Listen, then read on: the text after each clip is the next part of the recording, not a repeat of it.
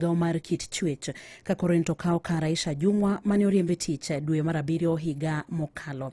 Aden Duale koronito oter e migao mar thieth ka Deborah Barasa mabendo osebedo komako migao mar thieth oter e migao no mar alwora. Magi lokruok mabende jatend piny Kenya Migosi William Ruto otimo e tend migepe ma pacho kae. Komachielo eni dayo moro ma jahigni 80 owang' molokore buru bang' ode mako mach e gweng' ma Oyoma B komolo sub location e sub county Malego Usonga e county ma Siaya okinyi ma kawuono. Dayo no mabendo yanga nyinge kaka Wilfrida Aoko Mayende wachore ni ne owang' molokore buru mana chokene matine mane odong'. Kalure kod jalup ruoth ma komolo sub location Felix Orwenyo majno ne ofweny kod jirende dayo no okinyi ma kawuono kane kwako odno. Srawende makawuono Aldi Simko kuom village elder mar gweng' miluongo ni Oyoma B ka omiya report ni ot moro ne wang'. Kane ndaka ofisa mag obila ma Kowet Police Station mondo wadhigo kanyo to wayudo ka odno osewang' beta dolwar kuom miyo miluongo ni Wilfrida Aoko Mayende. En dayo modak kende ot ma jahigni mokalo 80. Orwenyo onyiso nyakalondo ni obila ne otero ringre dayo ne kar kano ringre jomotho ma Siaya County Referral Hospital ka bende ne oyango masirano kowacho ni mana choke dayo no kende ama bende noyud kama masirano ne otimore. Afisa mag obila mandowuok Siaya bende osebiro bokawo body no botere mchari ma Siaya County Referral but owang' ma ok nyal yangre. Gima odong' kuom en mana wiye to kod kore but chogo mar wiye kod kore kende modong'. Bende olero ni kata doko ni ne oginyal yango gima dine kela masira mar machno.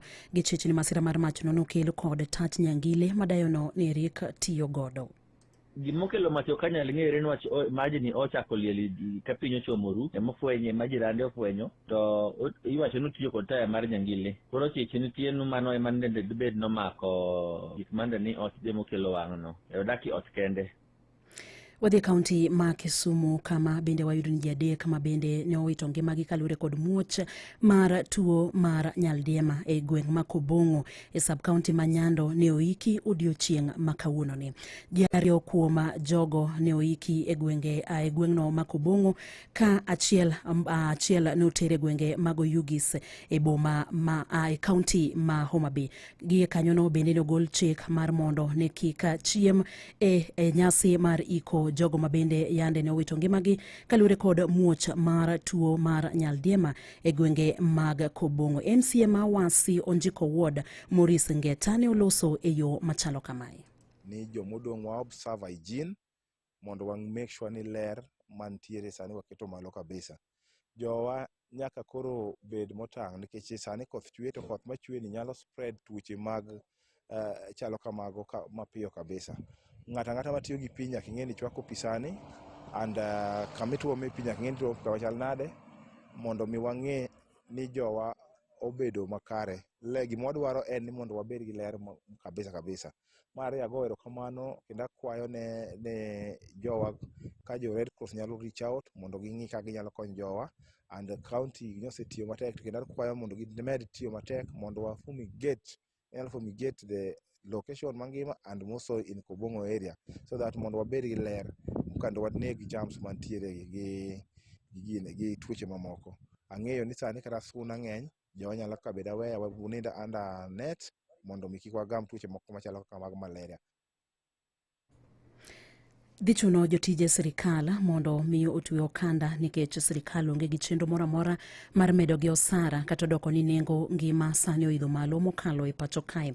Kalure gi duol mar jotije sirikal nok mar omenda e pacho kae emomiyo koro ok nyal med jotije sirikal osara gi e kinde ni. Wadhi kaunti ma Migori kama wayudo obila timo nonro ewi tho mar japuonjre moro manyako ma jahigni 13 maliekore ni ne oroch ratiche kendo bang'e nege e sub county ma Suna West e kaunti ma Migori. Japuonjre no ma ja grade 8 e skul ma Magoto Junior Secondary e sub county ma Suna West ne oroch ratiche kendo nege kod jogo ma bende poko yang malong'o. Ringre japuonjre no ma bendo yanga nyinge kaka Teresia Dhiambo Ndeso no yudo koliero kod tole ng'ute e jikon. Wuongi manyinge Joseph Ondeso ne owacho ni nyare ne odhi ninde jikon kaka pile bang' chiemo, ka bende ne okwayo min mare ni mondo chiewe ka saa 11 mar okinyi mar mondo noikore mar dhi skul. Wabudho wayueyo wabudho karamo saa 4 to wacho ni koro dhi nindo mondo ang' chiewe saa 11. An bende nabedo e oda kanyo nindo. Karamo saa 11 redio wacho saa 11 tanyiso min gi ni dhi chiew ateri mondo dhi skul, nikech nowacho ni saa 11 oikore idwaro gi saa 12 wang'e. To ka min gi wuok to duong'o dhot di boro to onge ng'ama wuoyo, to ka wuok ang'o motimore ot ka dhiro dhot tano ka dhot tek to ka chaka tuomo mar ariyo to dhot odhungore. Ka ng'iyo kama onire no koonge, ka menyo gi iye kocha taneno ka nyathino liere tol mar dhiang', kata ng'ama oliere akia kata gimomiyo oliere akia, nyathino liere aliera ka winyo kamano. Ruoth Masuna South Location Millicent Atieno Tinga wacho ni poge mako ng'ata ma bende tudo kod tim makoch makamano komedo ni apisas mawuok e migawo mar timo nonro osechako timo nonro ewi thon mar japuonjre no. Tinga okwayo jopiny mondo mi okony obila yudo ng'ama dine tim makoch makamano. Kendo oyude koliero e tol. Sewuoyo kod familia kendo wanyisogi ni gibed gi kwe. Jo area duto mane wayude site bende ne wawuoyo godo, wanyisogi ni gibed gi kwe. Uchunguzi dhi tim go officers mono bire ground ka achiel kod wan administrators manie ground mondo wang'e ni to en ng'a manyalo bet ni otimo tim marach ma piny kuro ni. En gima rach kabisa ne wan kaka administrators me gweng', but nyaka watem ma wanyalo mondo wang'e ni to nyalo bedo ni en ng'a manotimo tim makoch. Imedo winjo matuch e kor gwenge gi Roda Odhiambo.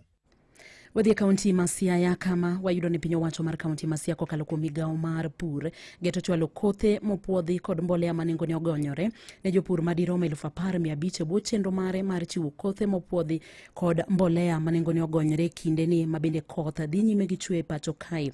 Kaluwore gi jatend migawo mar pur e kaunti ma Siaya Sylvester Kokoth, gisechwalo kothe mag bando maromo tons 40 kod mbolea maromo tons 72 ma gichiwo ne jopur e nengo mogonyore. Koke kaunti ma Siaya, George Amulo miyo waler mathoth ewi wachni. Kaluwore gi jatend migawo mar pur e kaunti ma Siaya migosi Sylvester Kokoth, sani gidhi nyime gi chiwo kodhi to kod mbolea e wards duto 30 manie kaunti ni.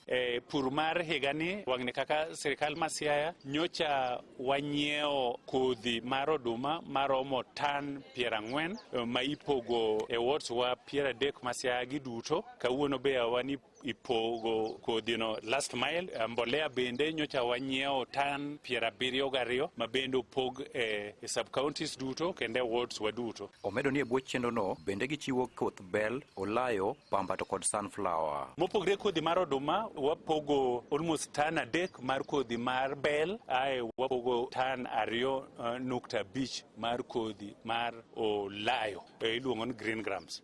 Kodhi mar pamba bende wapogo ni jopur kuonde mipidhe pamba kaka Rarieda, kaka Lego Usonga, kaka Ugenya kod Ugunja, mondo joma nyalo puro pamba no bende odhi e puothe opidh pamba.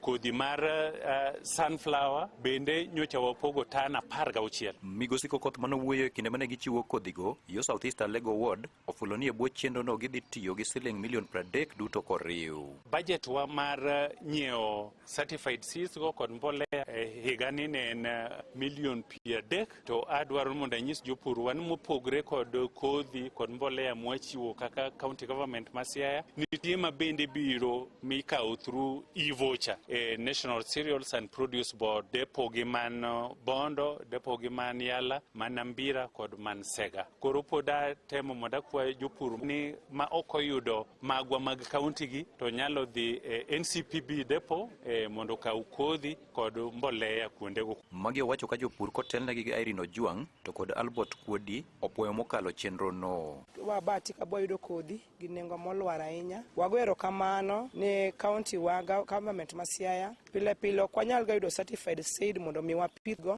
kalure ni kod rem mar pesa. Aka uthulo ni makende magwero kamano no county government ma marwa kuom keto maino mare makende weche mag pur. Nyaka subsidy nebi wayudo ka fungro kumoro nitiere masani food security osaidho kabisa e gwenge wa makaluo koni. Ne Radio Ramogi e kaunti ma Siaya, and George Amolo. Gilipot mar jojamulo ne mabindo kelwa giko mag weche manyien mago matuche kor gwenge gi la sechegi tudri kod James Rabala kochakre sa 11 ne weche manyien. Bang' thuolo machuok wabro winjo weche mag tuke kowuok kuom Milton. Mago ne matuch e kor gwenge gi Roda Odhiambo.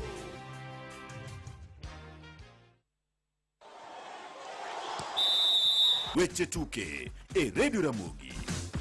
Machiegni weche mag tuke nyinga Milton Ochieng. Tim mar hockey mar skul nyiri mar Ng'ia Girls e kaunti ma Siaya dhi nyime gi tielo mogik mag ikruok ne tuke mar skunde ma secondary ma higani midhi tugi e kaunti ma Mombasa e rang'iny mar Nationals ka gin kod geno ni bang' bedo joloch e rang'iny mar Regionals e gwenge mag Nyanza gin bende gidhi timo maber e pacho ka mangima. Tukego ibiro bagi e kar tiegruok mar jopuonj ma Shanzu TTC e kaunti ma Mombasa kendo biro chakore tarik 6 nyaka 13 mar dwe manyien. Ripota maroma kaunti ma Siaya Joja Molo timo limbe skul nyiri mang'ia kendo loso na ripot makama. E skul nyiri mang'ia, tim mar hockey dhi nyime gi piego ludhegi motelo ne piem mag sikunde secondary e rang'iny mar Nationals.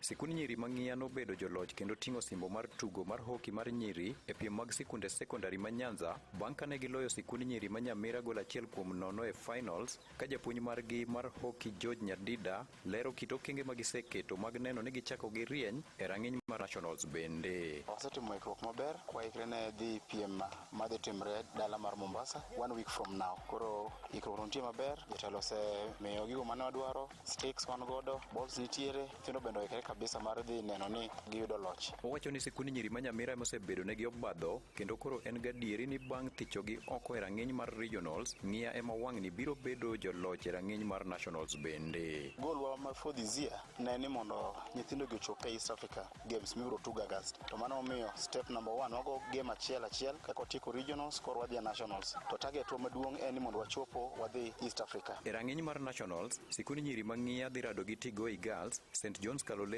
to kod M-Pesa Foundation e pool A ka kocha machielo mar timno japuonj Edwin Ogony wacho ni gionge luoro kata matin. Ok abi wacho ni waluor, but team mang'eni dhi miyowa challenge, teams to tek.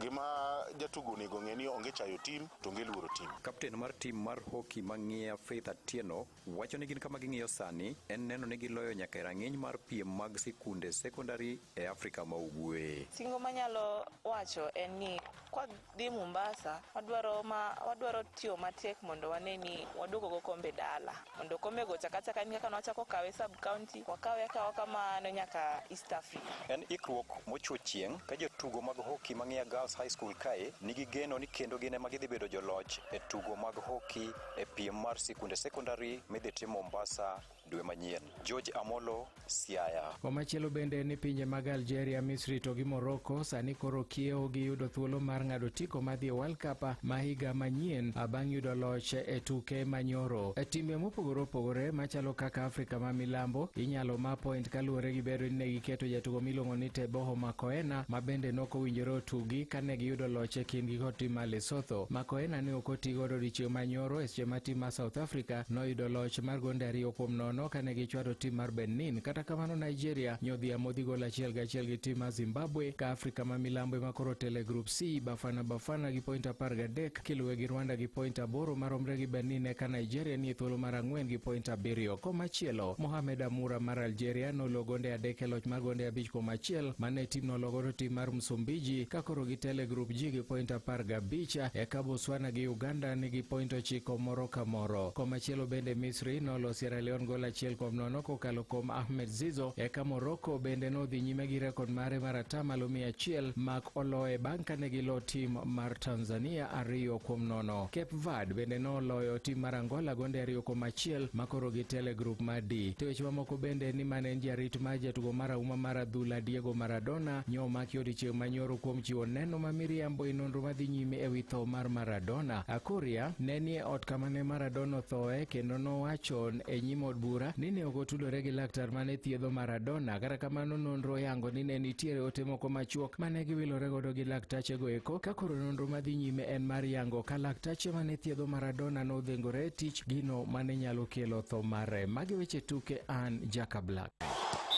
Awinjo weche tuke e Radio Ramogi kar chuny jaluo.